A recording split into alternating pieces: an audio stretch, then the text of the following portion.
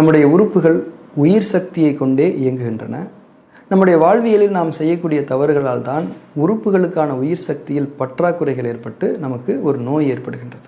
இப்போது எப்படிப்பட்ட ஒரு நோய் தன்மையில் நீங்கள் அவதிப்பட்டு கொண்டிருந்தாலும் அதிலிருந்து பாதுகாப்பான முறையில் முழுமையாக சுகமடைந்து கொள்ள வேண்டுமெனில் நீங்கள் செய்ய வேண்டியது உங்கள் உறுப்புகளின் இயக்கங்களுக்கான உயிர் சக்தியை அதிகப்படுத்தி முறைப்படுத்தி கொடுப்பது தான்.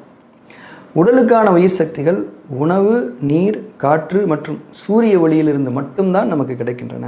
நிச்சயமாக ரசாயன மருந்து மாத்திரைகளிலிருந்து நமக்கு உயிர் சக்தி கிடைப்பதில்லை.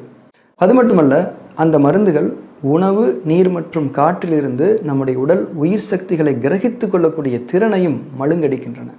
எனவே உயிர் சக்திகள் உறுப்புகளுக்கு கிடைப்பதில் இருக்கக்கூடிய இந்த பெரும் தடையை நாம் முறையான இயற்கை மருத்துவ ஆலோசனைகளின் அடிப்படையில் நீக்கிக் கொள்ள வேண்டும்.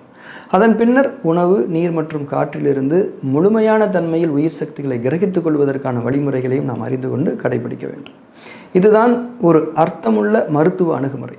அதாவது நோய்களை நீக்கிக் கொள்வதற்கான அணுகுமுறைகளைத்தான் நாம் செய்ய வேண்டுமே தவிர நோய்களை மறைத்து வைத்து கொண்டும் அடக்கி வைத்து கொண்டும் வாழச் சொல்லுகின்ற மருத்துவ அணுகுமுறைகளை நாம் மேற்கொள்ளவே கூடாது.